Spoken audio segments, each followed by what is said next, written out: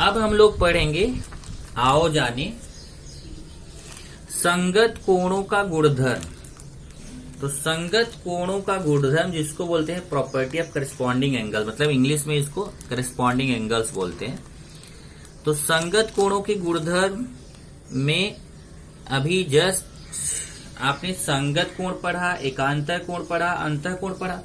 अब उसके गुणधर्म क्या होते हैं?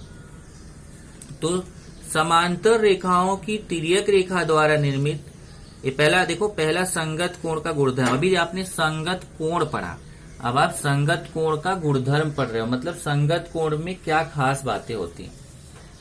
तो समांतर रेखाओं की तिर्यक रेखा द्वारा निर्मित संगत कोणों की प्रत्येक जोड़ी के कोण परस्पर सर्वांगसम होते हैं।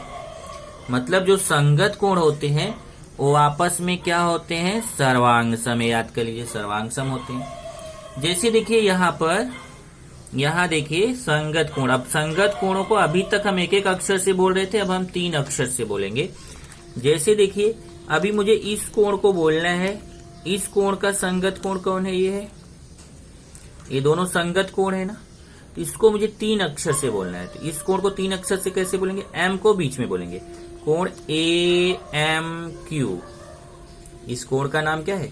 कोण ए एम क्यू का संगत कोण कौन है? अब इसको 3 अक्षर से बोलना है, कोण एम एन एस।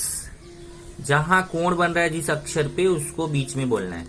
कोण ए एम क्यू का संगत कोण कौन है?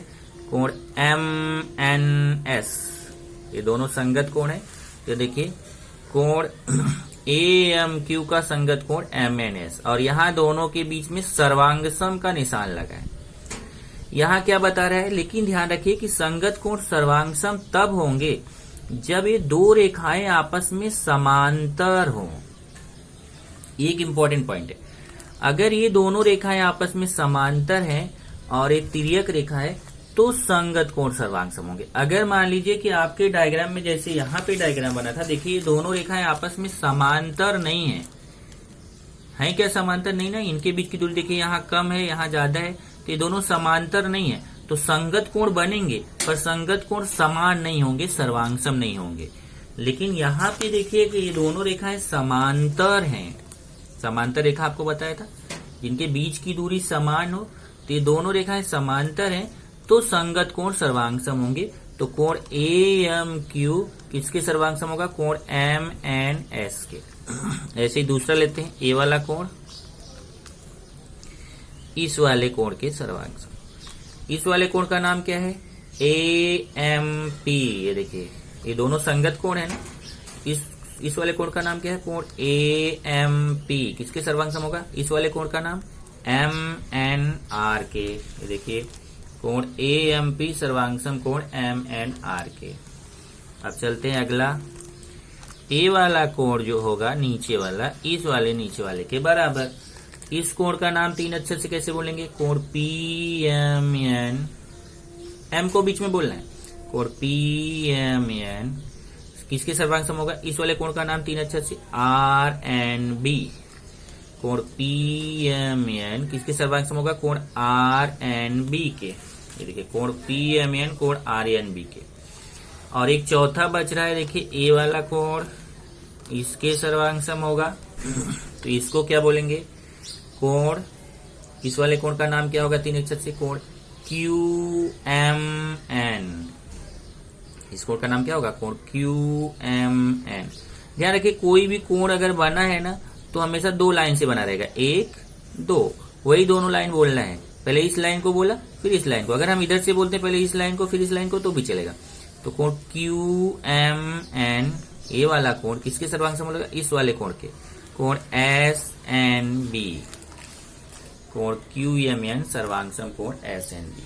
तो 4 ग्रुप बन गए। देखिए, ए वाला कोण इस वाले के संगत, ए वाला कोण इस वाले के संगत, ए नीचे वाला इस नीचे वाले के संगत, ए नीचे वाला इस नीचे वाले के संगत। इस संगत कोण आपने पहचाना है। लेकिन ये संगत कोण क्या बोल रहा है? संगत कोण आपस में सर्वांगसम होते हैं। सर्वांगसम होने का मतलब क्या पता है?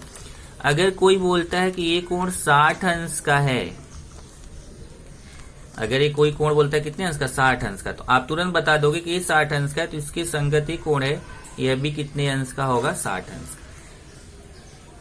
अगर कोई बोलता है ये नीचे वाला कोण 80 अंश का है, तो आप तुरंत बोल दोगे 80 है तो ये भी कितना होगा, 80 होगा, क्योंकि ये दोनों कैसे कोण है, संगत कोण। संगत कोण आपस में सर्वांगसम होते हैं। दोनों कैसे कोण है, संगत कोण। संगत कोण आपस में सर्वांगसम होते हैं। तो ये संगत कोण की खासियत हो गई। अब आते हैं दूसरा, देखते हैं एकांतर कोण। एकांतर कोण में दो टाइप के होते हैं, एक अंतः एकांतर होता है, एक बाह्य एकांतर। तो अंतः एकांतर आप जानते हो, अंदर वाला कोण अंदर वाले के, जैसे देखिए ए वाला कोण इस वाले कोण के बराबर होगा और ए वाला कोण इस वाले कोण के बराबर होगा। इस कोण का नाम क्या होगा, कोण PMN। किसके सर्वांगसम होगा, इस वाले कोण के, कोण MNS। ये दोनों कैसे कोण है, अंतः एकांतर कोण। इस कोण का नाम क्या है, कोण PMN। इस कोण का नाम है कोण MNS। देखिए कोण PMN सर्वांगसम कोण MNS। ऐसे ये दोनों अंतः एकांतर कोण है, इसका नाम क्या रहेगा, कोण QMN। इस कोण का नाम कैसे बोलेंगे, कोण QMN। इस वाले कोण के सर्वांगसम हो गया, इसका नाम क्या होगा, कोण MNR। ये देखिए कोण QMN कोण MNR के बराबर। ये दोनों अंतः एकांतर कोण है। अब बाह्य एकांतर कोण, हाँ एक खास बात है कि समांतर रेखाओं को तिर्यक रेखा द्वारा निर्मित एकांतर कोण भी सर्वांगसम होते हैं।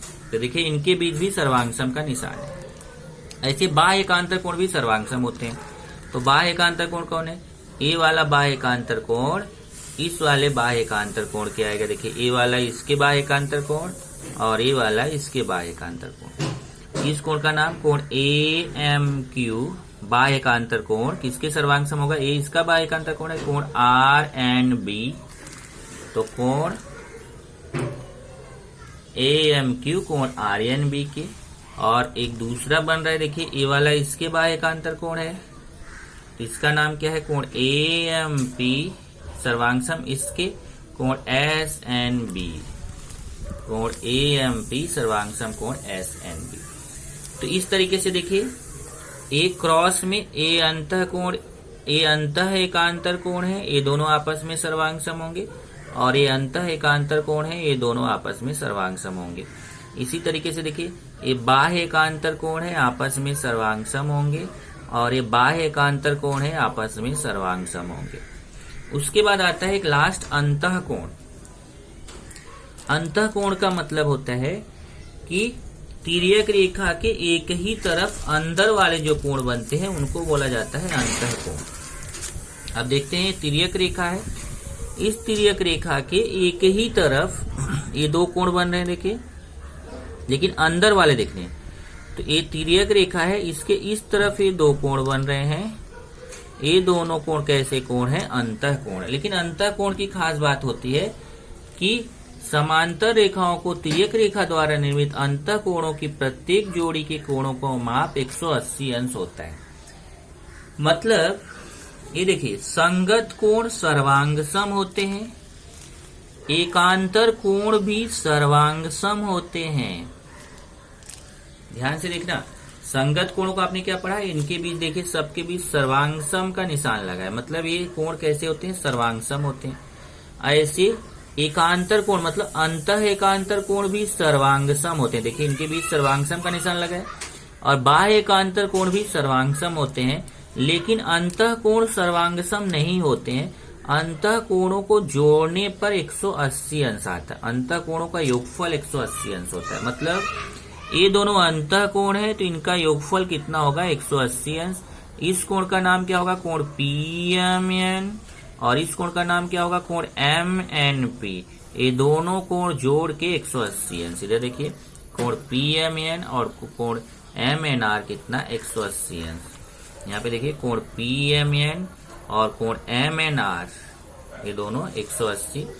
इसी तरीके से देखिए ये तिर्यक रेखा के इस तरफ आएंगे तो ये दोनों कैसे कोण है, ये दोनों अंतः कोण है, क्योंकि तिर्यक रेखा की इस तरफ है। ये दोनों कोणों का योगफल भी कितना होगा, 180 अंश। इस कोण का नाम है कोण QMN और इस कोण का नाम है कोण MNS। ये देखिए कोण QMN और कोण MNS ये दोनों मिला के भी कितने होंगे 180 अंश।